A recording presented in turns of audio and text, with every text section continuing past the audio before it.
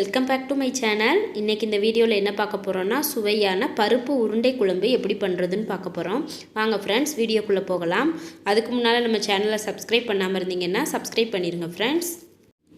பருப்பு உருண்டை குழம்பு பண்ணுறதுக்கு ஃபஸ்ட்டு அடுப்பில் ஒரு கடாய் வச்சுக்கிறேன். அதில் தேவையான அளவு எண்ணெய் சேர்த்துக்கோங்க. எண்ணெய் நல்லா சூடாயிருச்சு. இப்போ இதில் நான் 1/2 ஸ்பூன் அளவுக்கு கடுகு சேர்த்துக்கிறேன்.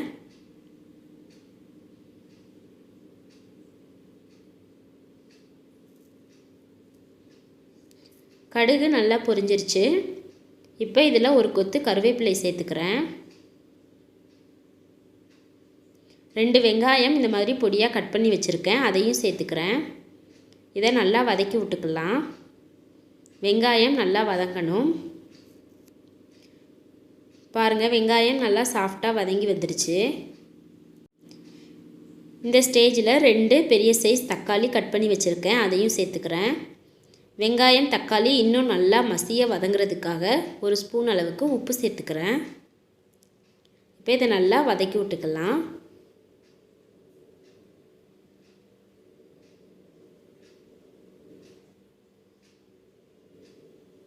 வெங்காயம் தக்காளி நல்லா வதங்கிருச்சு. வெங்காயம் தக்காளி இந்த அளவுக்கு நல்லா வதங்கியிருக்கணும். இப்போ இதில் ஒரு 1/2 ஸ்பூன் அளவுக்கு மஞ்சள் தூள் சேர்த்துக்கோங்க. வீட்டிலையே அரைச்ச குழம்பு மிளகாய்த்தூள் 3 ஸ்பூன் சேர்த்துக்கிறேன். உங்களோட காரத்துக்கு தகுந்த மாதிரி சேர்த்துக்கலாம். இதிலையே காரம் இருக்கிறதுனால நான் தனி மிளகாய்த்தூள் எதுவுமே இன்றைக்கி சேர்க்கலை. இதை நல்லா வதக்கி விட்டுக்கலாம். ஓரளவுக்கு வதங்கினதுக்கப்புறம் ஒரு எலுமிச்சம்பழம் அளவு புளி ஊற வச்சு கரைச்சி எடுத்து வச்சுருக்கேன். அந்த புளி கரைசலை இது கூட சேர்த்துக்கலாம்.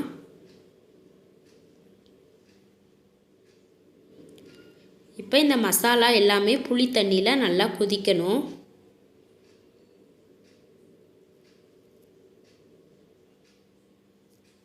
இதுக்கு இடையிலையே இதுக்கு நம்ம தேங்காய் ரெடி பண்ணிக்கலாம். நான் 1/4 மூடி தேங்காய் இந்த மாதிரி நறுக்கி ஃபைன் பேஸ்ட்டாக அரைச்சி எடுத்து வச்சுக்கிட்டேன். குழம்பும் நல்லா கொதிக்க ஆரம்பிச்சிருச்சு. இந்த ஸ்டேஜில் நம்ம அரைச்சி எடுத்து வச்சுருக்கிற தேங்காயை சேர்த்துக்கலாம். மிக்ஸி ஜாரையும் நல்லா கழுவி அந்த தண்ணியையும் நான் சேர்த்துக்கிட்டேன்.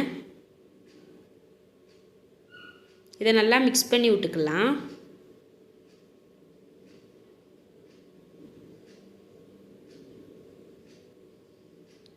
ஒரு டம்ளர் அளவுக்கு கடலைப்பருப்பு நான் 3 மணி நேரத்துக்கு முன்னாலேயே ஊற வச்சு எடுத்து வச்சுருக்கேன். அதை மிக்ஸி ஜாரில் சேர்த்துக்கிறேன்.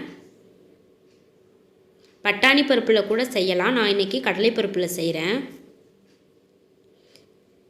இது கூட 1/2 ஸ்பூன் அளவுக்கு உப்பு சேர்த்துக்கிறேன்.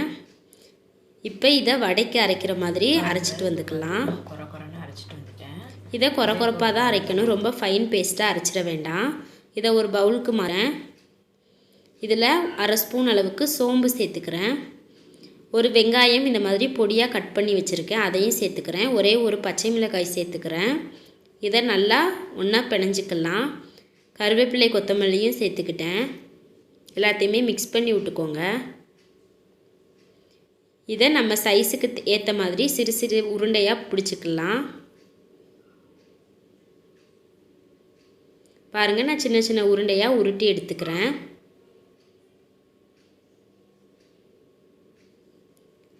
நம்ம எடுத்து வச்சுருக்கிற மாவு எல்லாத்தையுமே சிறு சிறு உருண்டையாக உருட்டி இந்த மாதிரி எடுத்துக்கிட்டேன். குழம்பும் இப்போ நல்லா நமக்கு கொதிச்சிருச்சு. குழம்பு நல்லா கொதித்ததுக்கப்புறம் இந்த ஸ்டேஜில் நம்ம எடுத்து வச்சுருக்கிற உருண்டைகளை ஒவ்வொன்றா சேர்த்துக்கோங்க.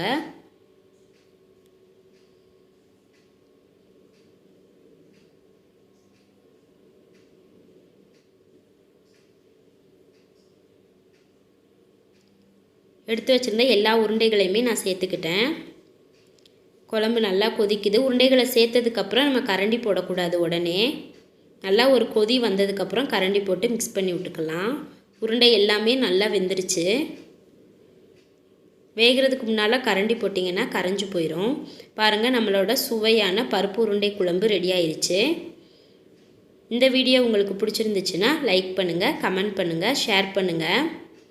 சப்ஸ்கிரைப் பண்ண மறந்துடாதீங்க ஃப்ரெண்ட்ஸ். அப்படியே பக்கத்தில் இருக்கிற பெல் பட்டனையும் கிளிக் பண்ணுங்கள். அப்போ தான் நான் போடுற வீடியோ உடனுக்குடனேயே உங்களுக்கு வந்து சேரும்.